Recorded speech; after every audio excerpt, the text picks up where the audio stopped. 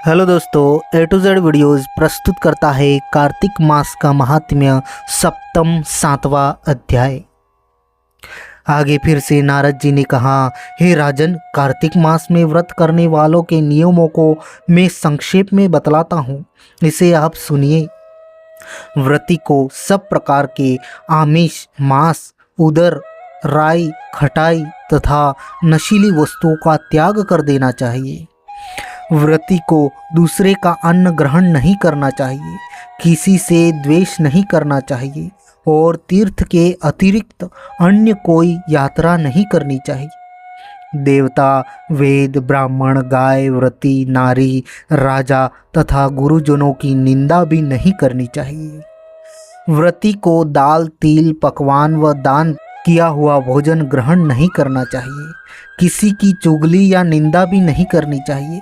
किसी भी जीव का मांस नहीं छूना चाहिए। पान, कत्था, चूना, नींबू, मसूर, बासी तथा जूठे अन्न का भी प्रयोग नहीं करना चाहिए।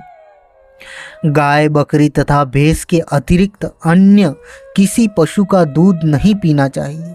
कांस्य के पात्र में रखा हुआ पंचगव्य, बहुत छोटे घड़े का पानी तथा केवल अपने लिए ही पका हुआ अन्न प्रयोग करना चाहिए।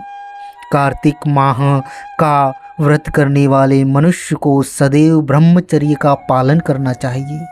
उसे धरती पर सोना चाहिए और दिन के चौथे प्रहर में केवल एक बार पत्तल में भोजन करना चाहिए। व्रती कार्तिक माह में केवल नरक चतुर्दशी, जिसे छोटी दिवाली भी कहा जाता है, के दिन ही शरीर में तेल लगा सकता है। कार्तिक माह में व्रत करने वाले मनुष्य को सिंघाड़ा, प्याज, मट्ठा, गाजर, मूली, कशीफल, लौकी, तरबूज, इन वस्तुओं का प्रयोग बिल्कुल भी नहीं करना चाहिए। रजस्वला, चांडाल, पापी, म्लेच्छ, पतित, व्रतहीन, ब्राह्मण द्रोही और नास्तिकों से बातचीत नहीं करनी चाहिए। भगवान विष्णु को प्रसन्न करने के लिए अपनी शक्ति के अनुसार चंद्रायण आदि का व्रत करना चाहिए और उपर्युक्त नियमों का पालन करना चाहिए।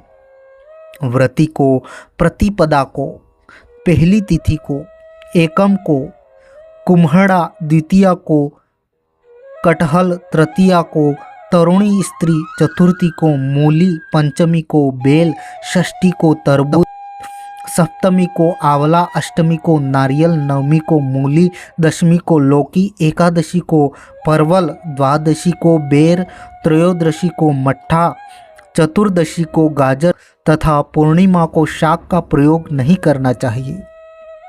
रविवार को आंवला का प्रयोग नहीं करना चाहिए। कार्तिक माह में व्रत करने वाला मनुष्य यदि इन शाकों में से किसी शाक का सेवन करना चाहे तो पहले ब्राह्मण को देखकर ग्रहण करे।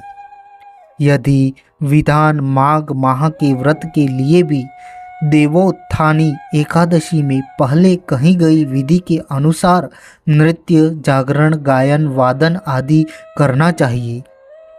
इसको विधि पूर्वक करने वाला मनुष्य देखकर यमदूत ऐसे भाग जाते हैं जैसे सिंह की गर्जना को हाथी भाग जाते हैं। कार्तिक माह का व्रत सभी व्रतों में श्रेष्ठ है। इसके अतिरिक्त जितने भी व्रत यज्ञ हैं वह 1000 की संख्या में किए जाने पर भी इसकी तुलना नहीं कर सकते, क्योंकि यज्ञ करने वाले मनुष्य को सीधा वैकुंठ की प्राप्ति होती है। जिस प्रकार राजा की रक्षा उसके अंग रक्षक करते हैं, उसी प्रकार कार्तिक माह का व्रत करने वाले की रक्षा भगवान विष्णु की आज्ञा से इंद्र आदि देवता करते हैं। व्रती मनुष्य जहाँ कहीं भी रहता है वहीं पर उसकी पूजा होती है, उसका यश फैलता है। उसके निवास स्थान पर भूत पिशाच आदि कोई भी नहीं रह पाते। विधि पूर्वक कार्तिक माह का व्रत करने वाले मनुष्य को पुण्यों का वर्णन करने में ब्रह्मा जी भी असमर्थ है। यह व्रत सभी पापों को नष्ट करने वाला, पुत्र पौत्र प्रदान करने वाला और धन धान्य की वृद्धि करने वाला है। तो यह था दोस्तों कार्तिक मास के नियम 7वां अध्याय। आशा करते हैं यह वीडियो आपको पसंद आया हो। अगर वीडियो पसंद आया हो तो वीडियो को लाइक कर लीजिए, शेयर कर लीजिए और चैनल को सब्सक्राइब कर लीजिए, ताकि आगे आने वाले ऐसे ही सभी वीडियो आप तक सबसे पहले पहुंच जाए। थैंक यू, धन्यवाद।